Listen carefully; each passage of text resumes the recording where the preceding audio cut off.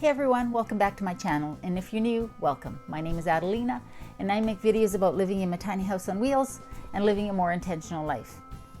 So, surprise, surprise, it's another storm here in Calgary, and we have been experiencing some really high winds. Actually, that's quite normal for Calgary, especially lately for some reason. And where I live, I'm up on a bit of a hill, so it's even windier up here. In fact, recently, 3 or 4, maybe 5 weeks ago, we had wind gusts up to 90 to 100 kilometers an hour. And for you guys that are not on the metric system, that would be 56 miles to 62 miles per hour of wind gusts. Really strong.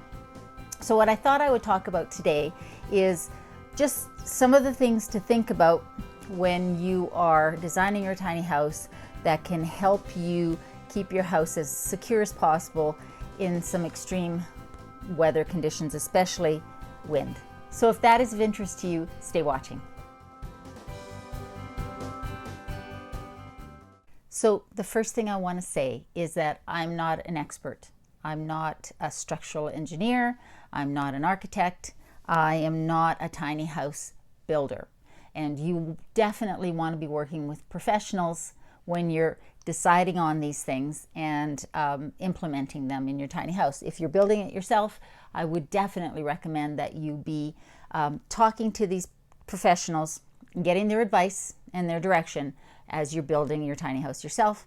If you're working with a professional, especially one that is experienced in building tiny houses on wheels, they will already be implementing many of these strategies, and there are likely other strategies that I don't know about and have never heard of. These are the ones that I have researched, the ones that I have seen, and the ones that I had in my mind when I was thinking about building my tiny house. So I just want to make sure that I preface this video with that. When I'm making these videos, my goal is to get you to be thinking about things that you might not have considered. The goal is for me to direct you to be speaking to the proper professionals that can help you make the decisions that you need to make and make sure your tiny house is safe. There's so many things to think about, and if you've never built a house, and especially if you've never built a house on a trailer, on wheels, it's likely that you won't be thinking about some of these things.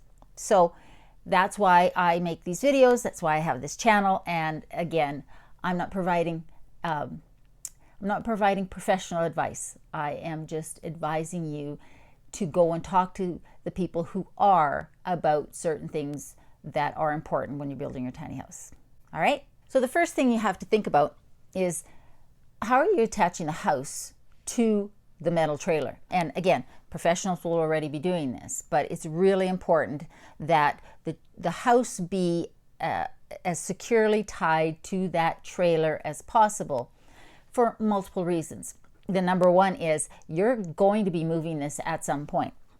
Even if you only move it the one time from the build site, wherever it's being built, whether it's a factory or with a professional builder or wherever you're building it, you are going to be moving it at some point to its, parking spot. And if you're like the many tiny house owners, you're going to be moving it several times throughout its lifetime. So making sure that it's securely tied to the trailer is obviously really important when you're taking that sucker down the highway, because I've heard this many times in many different spots, that moving your tiny house down the highway at highway speeds is the equivalent of taking it through a hurricane.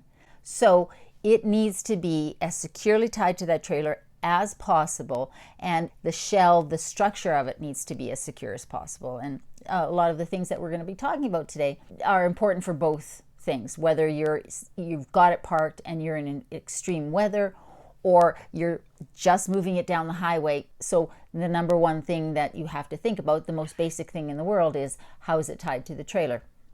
The way I've seen it, even Sophie agrees. See? She agrees. She thinks it's very important as well. So you have your wall framing, the ones that are vertical or studs, and then at the bottom you'll have a sill plate. What's necessary is that that frame be bolted to the structure, the metal structure of the trailer. And that's normally done with lag bolts that go through that sill plate at the bottom of the wall structure and then through the metal of the trailer and then are bolted. Trailers that are built for tiny houses will have specifically a flange around them that is used to put those bolts through. So again, another reason to get a trailer that is custom built for a tiny house. But even if you use a different style of trailer, it still needs to go through the solid framing at the bottom of that wall, through the metal of the trailer, and then be bolted securely. The first thing, obviously the lowest hanging fruit, is to make sure that your wooden structure is as secure to that metal trailer as possible. Now, I've never built with metal framing.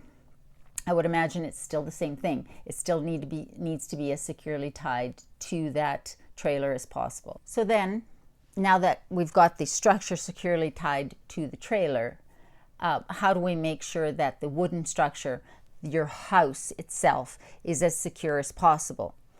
Because tiny houses that are moved have totally different structural considerations than a house that is stationary.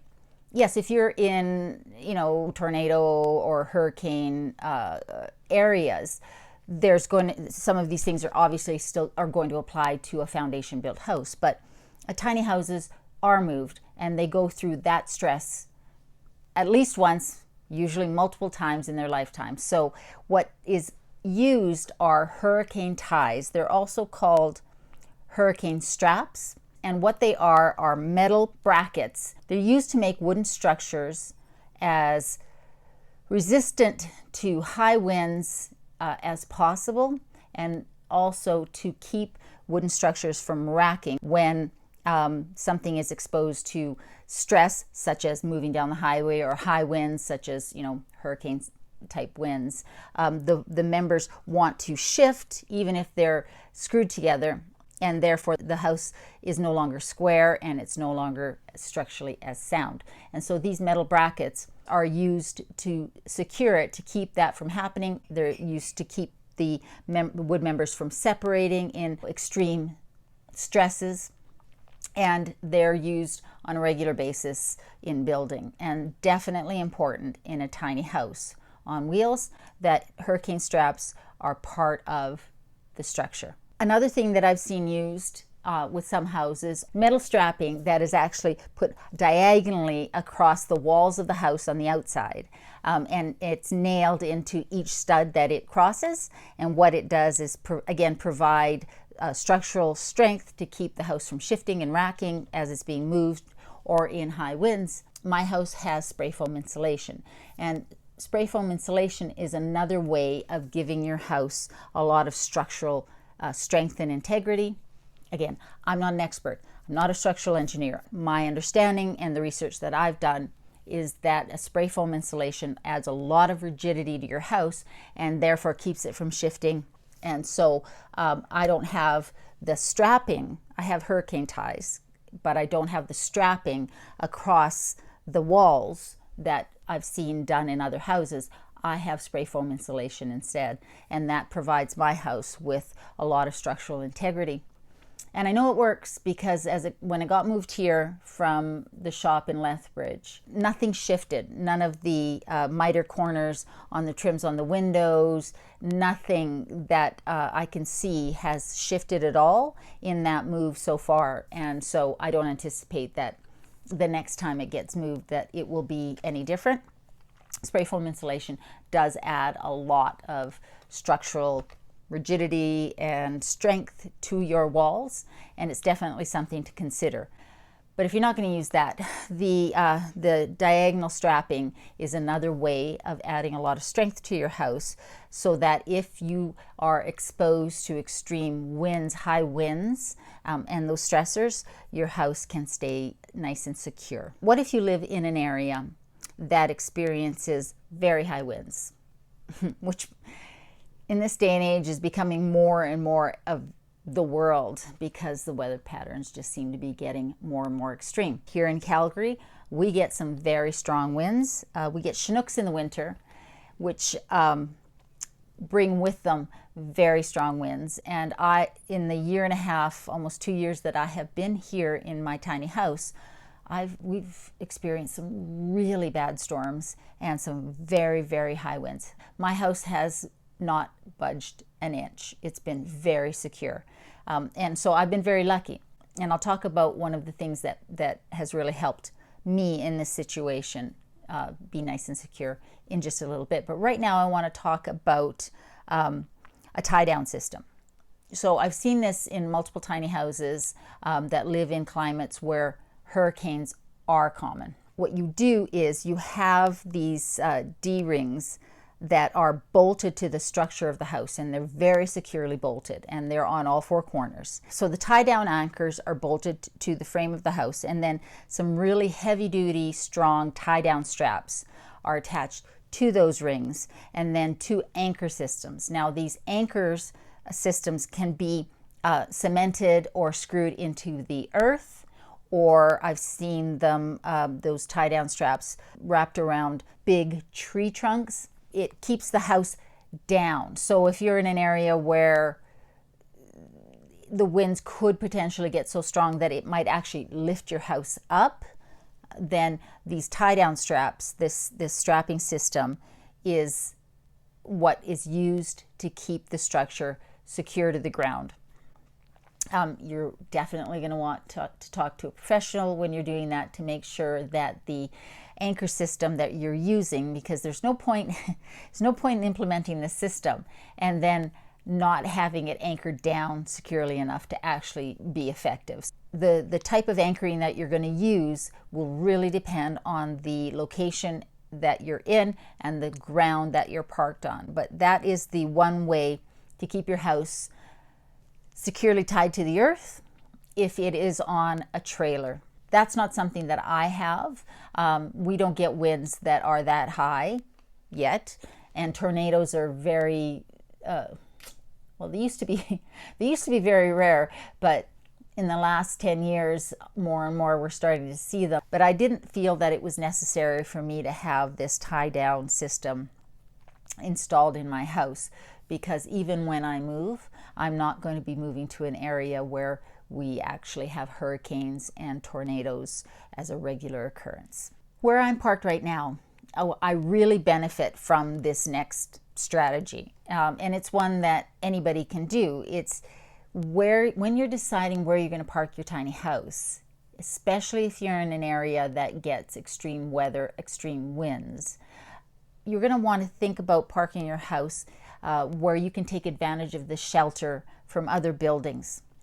And so if you're parked in the middle of a field or up on a hill, obviously your house is going to take a lot more wind coming at it than if you're parked like I am. So in my lot right now, obviously I'm in a trailer park, so I'm surrounded by other trailers, but also I've got my house snugged back to the back of the lot. So I actually really benefit from shelter from the buildings on either side of me.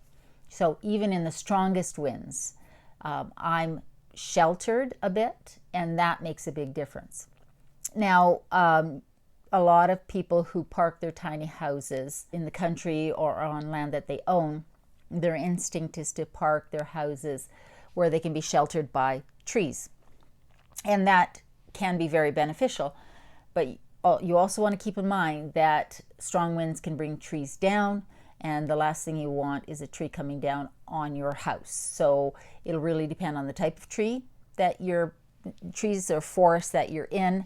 And so just do your research, talk to somebody who really knows about these things, and keep in mind that while parking next to, in the forest next to trees can help shelter you from strong winds, it can also bring another problem, which is the potential for trees to come down on your house. One of the considerations that we have here in Calgary, in Canada, is that we get a fairly heavy snowfall in the winter. If you're currently living in a place where there's a heavy snowfall every winter, or you think you potentially could be moving your house to an area where that would be, you want to think about your roofing materials. metal roofs are the most common material used on tiny houses, and there are two reasons for that. Well, three, I guess. One, they look nice, and you can get them in all sorts of cool colors, so that's good.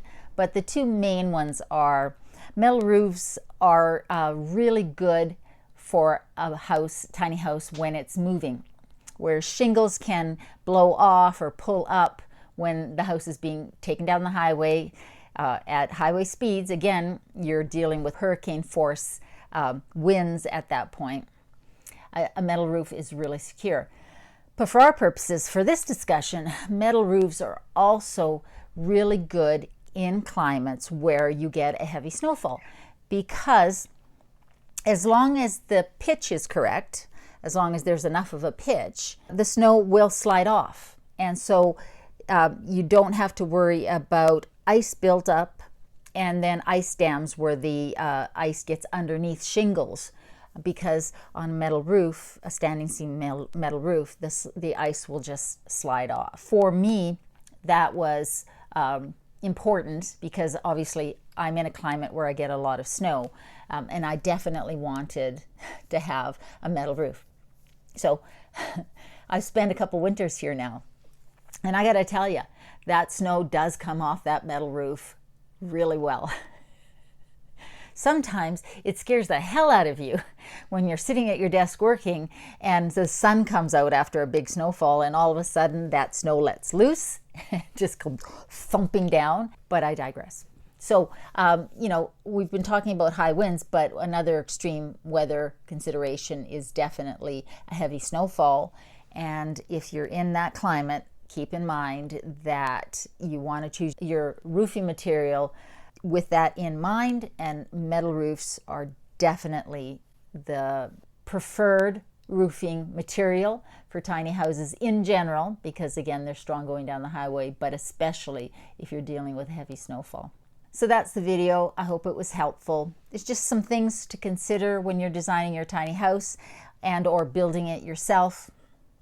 Again, keep in mind, I'm not an expert, but you definitely want to consult an expert, a structural engineer, an architect, somebody who definitely can give you the advice that you need. If you're working with a professional and they're a tiny house builder, they will already have these things in their minds. There are some considerations for tiny houses that are different than stationary houses on foundations.